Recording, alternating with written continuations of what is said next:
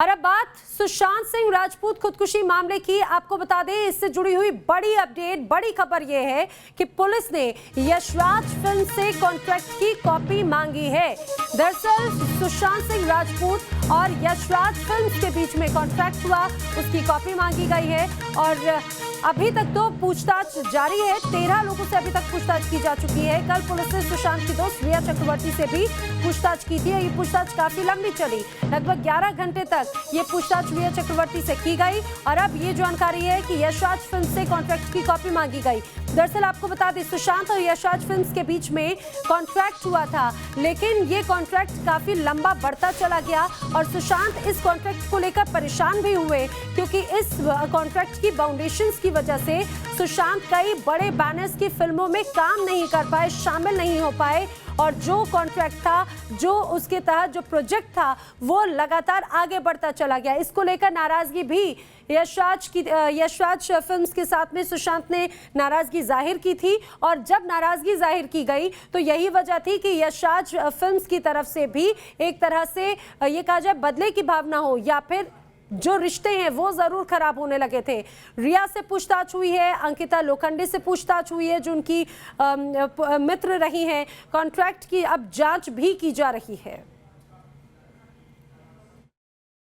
सुशांत सिंह राजपूत आत्महत्या मामले में पुलिस की जांच लगातार आगे बढ़ रही है, लेकिन अब पुलिस ने अपनी जांच का रुख उस तरफ बढ़ाया है जिसको लेकर हर तरफ चर्चा हो रही है, जिसको लेकर सोशल मीडिया पर कैंपेन चलाए जा रहे हैं। आपको बता दें कि मुंबई पुलिस ने यशराज फिल्म से वो कॉन्ट्रैक्ट की मांग की है जो कॉन्ट्रैक्ट सुशांत सिंह राजपूत और यशराज के बीच में साइन हुई थी। इस वक्त हम मुंबई के बांद्रा पुलिस स्टेशन के बाहर मौजूद हैं।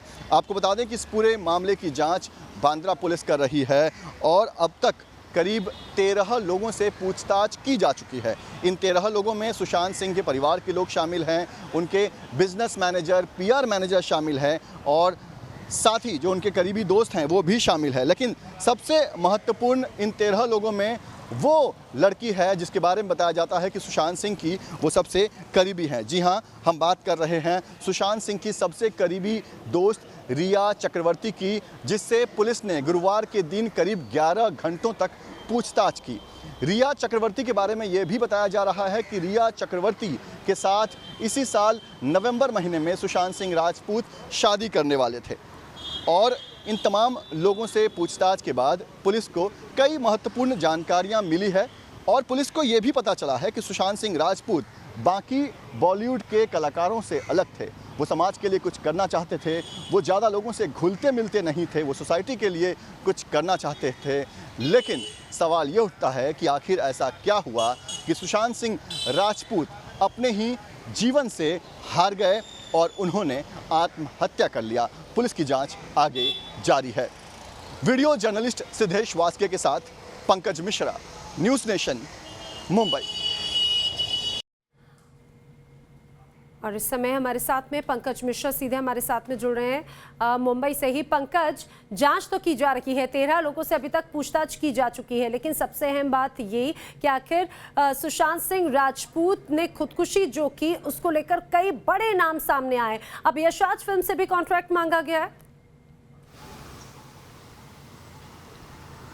जी बिल्कुल, देखिए मुंबई पुलिस लगातार इस जांच में आगे बढ़ रही है। तमाम उन लोगों से अब तक पूछताछ हो चुकी है जो सुशांत सिंह के करीबी रहे हैं, चाहे मुकेश छाबड़ा हो जिन्होंने पहली बार सुशांत सिंह को ब्रेक दिया था काइपोचे फिल्म में, तो ऐसे तमाम लोग जो उनके प्रोफेशनल करियर से जुड़े हुए हैं, जो पर्सनल लाइफ से जुड़े हुए हैं, उनके करीबी दोस्त हैं या नौकर हैं, ऐसे तमाम लोगों से अब तक पूछताछ हो चुकी है। लेकिन अब पुलिस के जांच का रुख उस तरफ बढ़ रहा है जिसके बारे में हर जगह चर्चा है, यानी कि जिस तरह से सोशल मीडिया में करण जौहर के खिलाफ, यशराज फिल्म्स के खिलाफ, तमाम दूसरे कलाकारों के खिलाफ जो कैंपेन चलाई जा रही है और ये कहा जा रहा है कि ऐसे लोगों की वजह से सुशांत सिंह डिप्रेशन में थे। अब पुलिस की जांच कहीं ना कहीं उस तरफ बढ़ रही है, लिहाजा यशराज जो बैनर है उनसे उस कॉन्ट्रैक्ट की मांग की है पुलिस ने, जो कॉन्ट्रैक्ट सुशांत सिंह राजपूत और यशराज के बीच साइन हुआ था। माना जा रहा है कि उस कॉन्ट्रैक्ट में कई ऐसे क्लॉज थे जिसकी वजह से सुशांत सिंह नए प्रोजेक्ट्स जो बाहर से उन्हें बड़े फिल्मों के प्रोजेक्ट्स मिल रहे हैं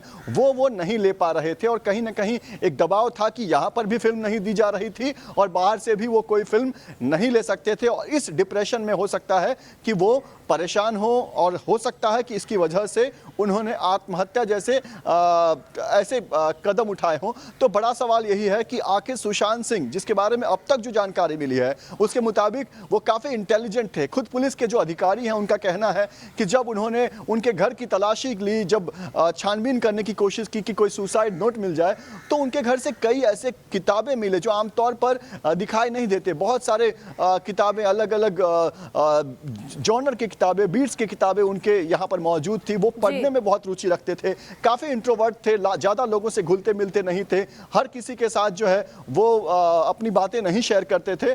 तो ऐसे सुशांत सिंह जो बहुत ही इंटेलिजेंट, पुलिस द्वारा ये कहा जा रहा है कि वो काफ़ी इंटेलिजेंट थे, उनके आसपास के लोगों से पता चला है। तो ऐसे इंसान ने आखिर सुसाइड क्यों किया, आखिर किस तरह का दबाव उन पर बनाया जा रहा था? तो अब तक दोस्तों से तो पूछताछ की जा चुकी है, अब उन लोगों से पूछताछ होगी, उन डॉक्यूमेंट्स को पुलिस खंगालेगी जो माना जा रहा है कि उनके डिप्रेशन का कारण हो सकता है। जी बिल्कुल पंकज, आप हमारे साथ में बने रहिए। लेकिन सुशांत सिंह राजपूत ने जिस तरह से खुदकुशी की, उसके साथ में वो छोड़ गए कई ढेर सारे सवाल और कई तरह की हकीकतें भी। आपको बता दें, अब सिंगर सोनू निगम ने एक वीडियो जारी किया जिसमें सुशांत की मौत पर उन्होंने अफसोस जताया। सोनू ने कहा कि अगर ऐसा ही चलता रहा तो सिंगर्स में भी ऐसा करने को वो भी मजबूर हो सकते हैं। उन्होंने ये भी कहा कि इंडस्ट्री में बहुत कुछ गलत हो रहा है।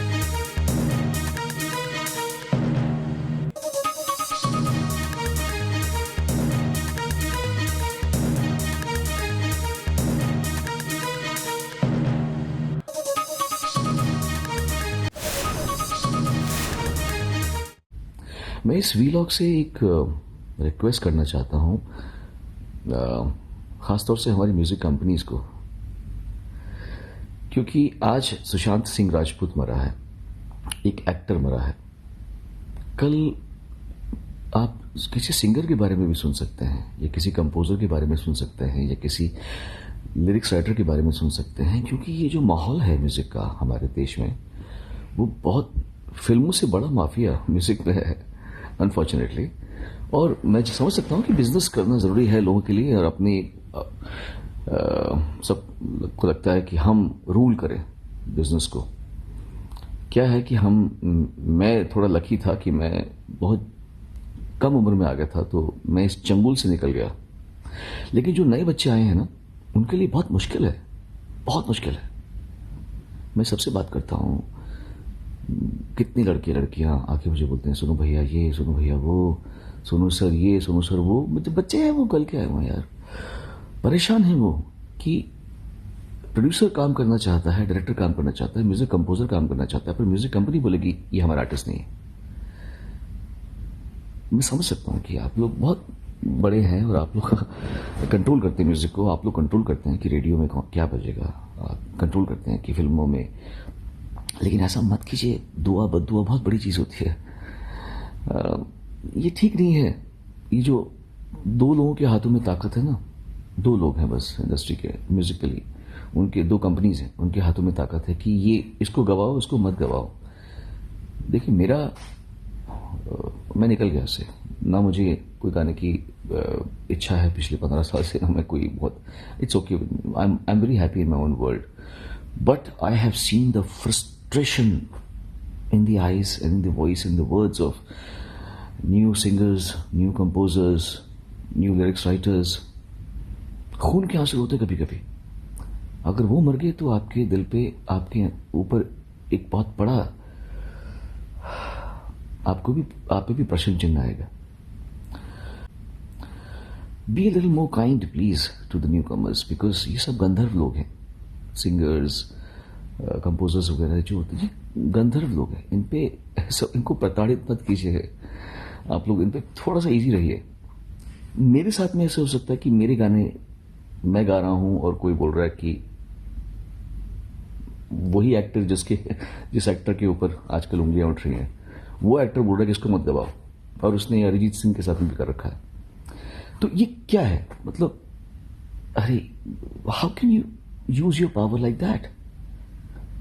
मेरे कितने गाने मैंने गा रखे हैं जो डब हो चुके हैं, मतलब बोलते हुए भी मुझे एम्बैरेसिंग लगता है मुझे कि it's like you know, but this is humiliating isn't it, because I don't ask for work. मैं तो नहीं बोला कि मैंने तो नहीं कहा कि मुझे बुलाओ गाने के लिए, तो मुझे बुला के मुझसे गाना गवा के फिर मेरा गाना डब करना, दिस इज लाइक, मतलब या तो मैं बोलूँ कि प्लीज हेलो मुझे गाना गवाओ, मैंने कहा गाने के लिए, मैंने गाने के लिए नहीं कहा, आप मुझे बुलाते हो, मुझे गाना गवाते हो, फिर मेरा गाना डब कर देते हो।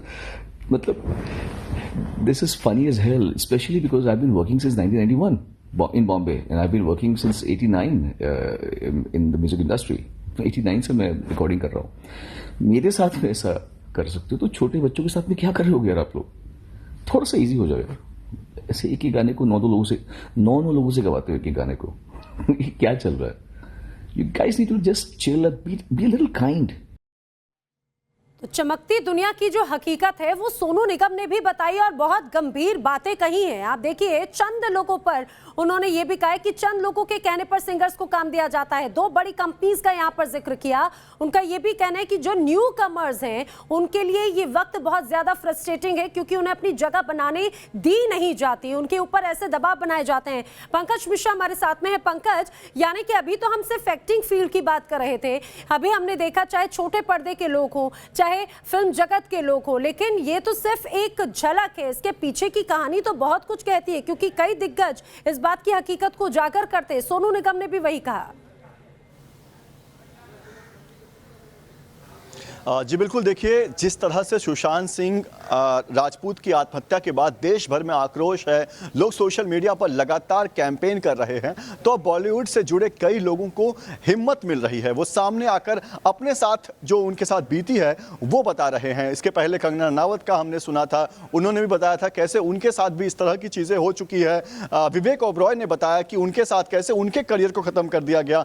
सोनू निगम ने बताया कि किस तरह से कुछ म्यूज़िक इंडस्ट्री या 2 म्यूजिक इंडस्ट्री ऐसी है जो पूरे इस इंडस्ट्री पर राज कर रही है। वो डिसाइड करती है कि किसको गाना देना है, किससे गवाना है और किससे नहीं गवाना है। तो ऐसे लोगों की वजह से साफ तौर पर जो बड़े नाम हैं वो तो बच जाते हैं, लेकिन जो नए लोग इंडस्ट्री में प्रवेश करने की कोशिश कर रहे हैं उनके लिए काफ़ी मुश्किल होता है। और कहीं ना कहीं सोनू निगम ने एक बड़े एक्टर का बिना नाम लिए ये बताया कि कैसे उनके दबंगई की वजह से आज बॉलीवुड में लोग जो हैं नए लोगों को वो हक नहीं मिल पाता जिसके वो हकदार हैं, चाहे वो सिंगिंग के प्लेटफॉर्म को देखें या फिर एक्टिंग के प्लेटफॉर्म पर देखें। तो ऐसे तमाम न्यू कमर्स को लेकर जो है वो कहीं ना कहीं अब सवाल खड़े हो रहे हैं कि आखिर ये जो नेपोटिज्म है, ये जो एक गुटबाजी हो रही है वो क्यों हो रही है, और आगे इस तरह की चीजें अभी तो सिर्फ एक्टिंग के करियर में दिखाई दिया है। तो जिस तरह से सोनू निगम ने सवाल उठाया है कि आने वाले समय में हो सकता है कि जो